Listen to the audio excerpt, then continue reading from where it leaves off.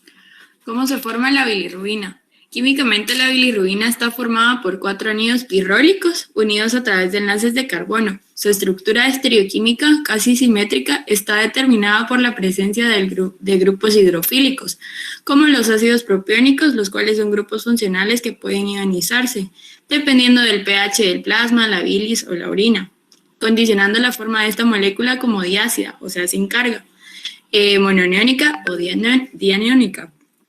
Esta se forma en el retículo endotelial a partir de 2 enzimas, una microsomal y otra citosólica. La degradación del grupo hemo se considera el primer paso en la formación de la bilirrubina, así como la reacción limitante. En este proceso se forma una molécula de monóxido de carbono y una de biliverdina, que es convertida a bilirrubina por la acción de la biliverdina reductasa. La bilirrubina circulante es transportada por medio de su unión reversible y no covalente con la albumina, y la fracción resultante se denomina bilirrubina indirecta o no conjugada. Siguiente diapositiva, por favor.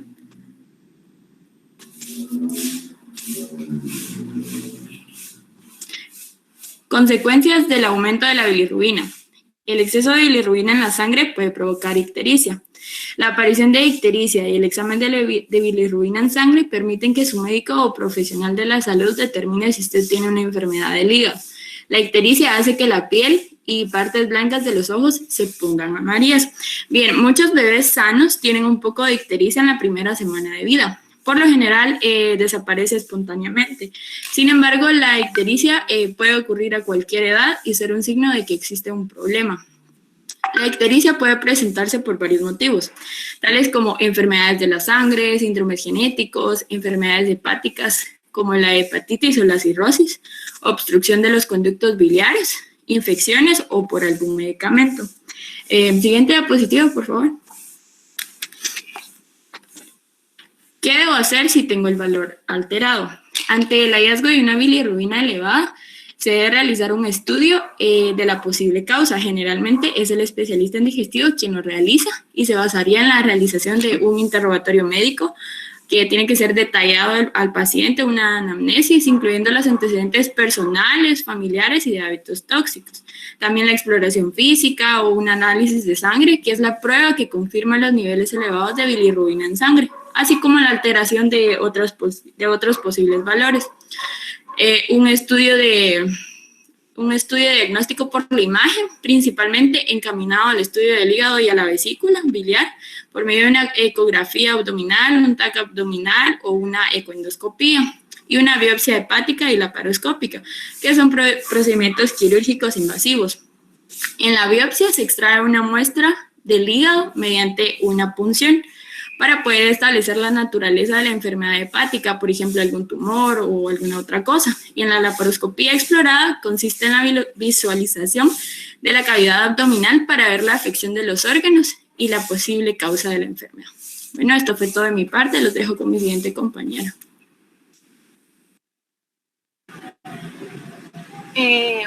Buenos días, yo les voy a hablar sobre los tipos de ictericia. Como número 1 tenemos la ictericia prehepática. Esta tipo es no conjugada debido a consecuencia de una de dos producciones: producción excesiva de bilirrubina debido a hemólisis extra o intravascular. Algunas causas de esto son las anemias hemolíticas congénitas, la hemólisis inmunitaria, destrucción de nitrosos. También tiene otra causa, que es la deficiencia de la conjugación de la bilirrubina con el ácido glucurónico. Una causa de esto está el síndrome de Gilbert y el síndrome de Crigler-Najjar. Otro tipo de ictería está la intrahepática, que es una hiperbilirrubinemia mixta como efecto de daño hepático. Alguna causa de esto está la cirrosis hepática, infecciones, ya sea hepatitis virales, infecciones virales sin inflamación y con necrosis hepatocelular. También la fiebre amarilla y otras fiebres, la sepsis, abscesos hepáticos, infecciones bacterianas, por ejemplo, también. También tenemos el tipo de ictericia extrahepática,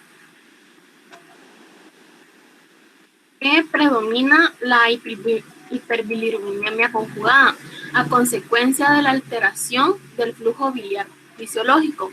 Algunas causas está el cáncer de páncreas, la colangitis aguda, colangitis esclerosante primaria, también está el cáncer primario de las vías biliares. Esto ha sido todo de mi parte, los dejo con mi siguiente compañera.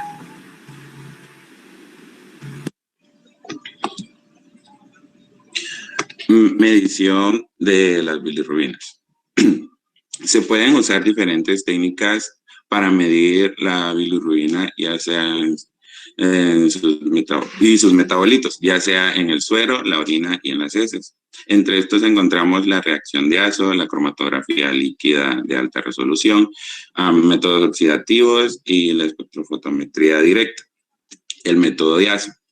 La reacción de la bilirrubina con el reactivo de Azo, o sea, rinde 2 acilpirules colorados, que se pueden medir espectrofotométricamente alrededor de 530 nanómetros a pH neutro y ácido, y a 598 nanómetros a pH alcalino. La reacción se acelera por un alcohol y una variedad de otros compuestos, entre los que podemos mencionar el benzonato de sodio, que causa la disociación de la bilirrubina indirecta en la albúmina. En presencia del acelerador se mide conjuntamente la bilirrubina directa como la no conjugada. Ya en ausencia de este, solo reacciona la bilirrubina indirecta. La cromatografía.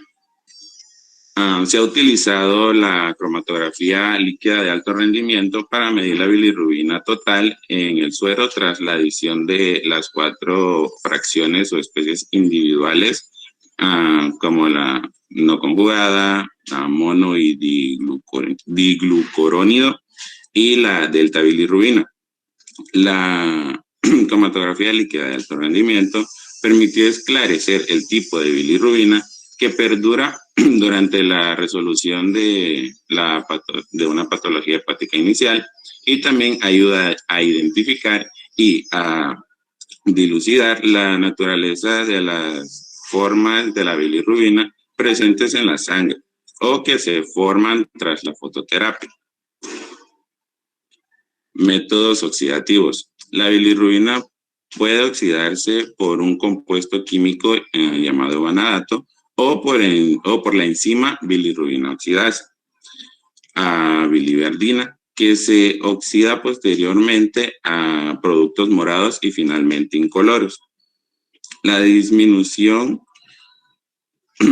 concomitante en la absorbancia a 450 o 460 nanómetros es proporcional a la concentración de la bilirrubina. Con la bilirrubina oxidasa, la bilirrubina total se mide a un pH cerca a 8 y la bilirrubina indirecta de 4. Y a pH 10 la bilirrubina oxidasa selectivamente la bilirrubina directa y un pequeño porcentaje de la indirecta. Y por último, la espectrofotometría directa. Este método implica la medición de la absorbancia a 437 nanómetros, que es la absorbancia máxima de la bilirrubina. La interferencia causada por la hemoglobina se elimina mediante el análisis en un sistema de dos componentes, midiendo la hemoglobina a otras longitudes de onda y restando la porción correspondiente. Los dejo con mi siguiente compañero.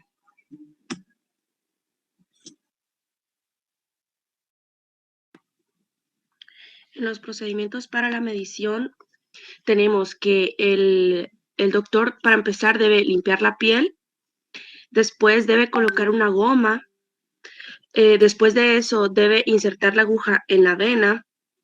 El siguiente paso es introducir la muestra en un frasco, extraer la goma y retirar la aguja de la vena. Siguiente, por favor. Bueno, entonces ahora les voy a explicar lo que significan los valores normales o anormales de la bilirrubina. Después de que ya se hizo el examen de sangre, viene y nos va a salir un nivel de bilirrubina. ¿Qué pasa? Si el nivel de bilirrubina total sale alto, nosotros debemos saber qué bilirrubina es la que tenemos alta. Tenemos la directa y tenemos la indirecta. La bilirrubina indirecta es cuando la bilirrubina todavía se encuentra en nuestra sangre y la bilirrubina directa es cuando la bilirrubina ya llegó hacia nuestro hígado. Entonces, si la bilirrubina directa nos sale alterada, significa que podemos tener un daño hepático, porque como les explicaba, es cuando la bilirrubina ya está dentro de nuestro hígado. Entonces puede indicar un daño hepático o también puede indicar que hay un problema con la bilis al salir del hígado hacia el intestino delgado. Si nos sale alterada la bilirrubina indirecta, esto quiere decir que se están eliminando demasiados glóbulos rojos de lo normal, lo que nos puede llevar hacia una anemia hemolítica. Entonces, los valores normal de la total está entre 1.4 miligramos por decilitro o 1.7 a 20.5. La directa entre 0.3 miligramos por decilitro o 1.5 hasta 5.1 miligramos por decilitro. Y la indirecta entre 0.2 y 1.2 miligramos por decilitro o 3.4 a 20.5 miligramos por decilitro.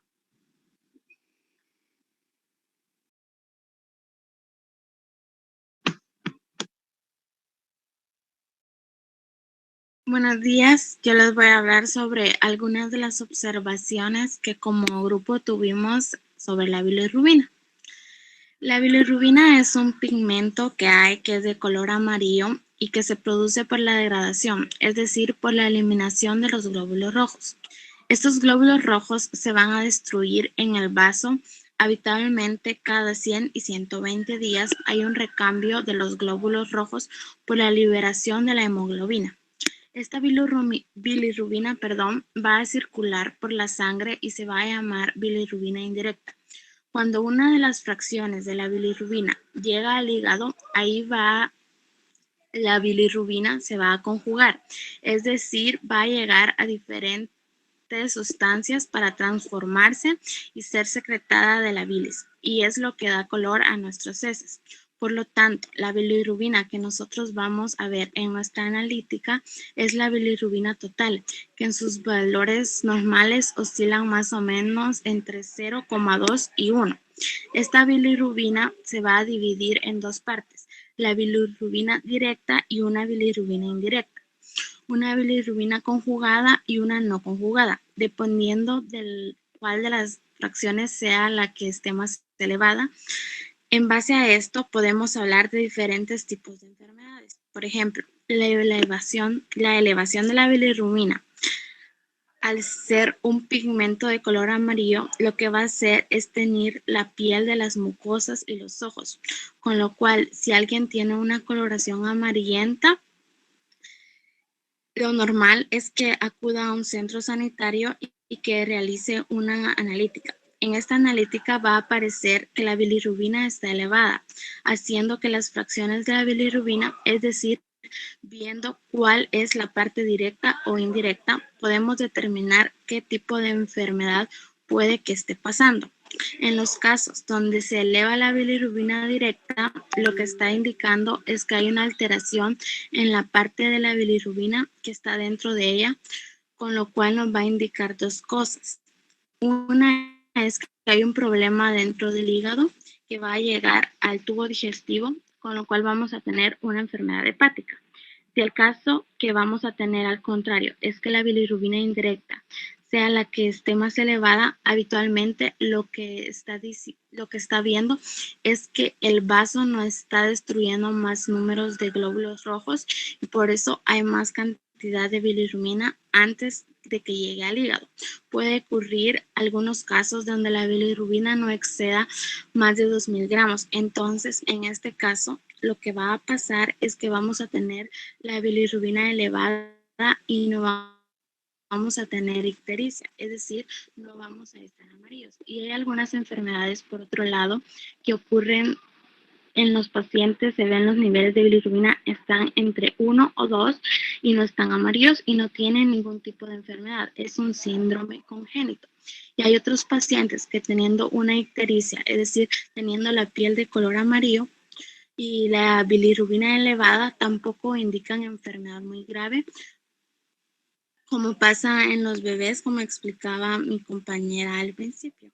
Gracias, esta ha sido nuestra exposición.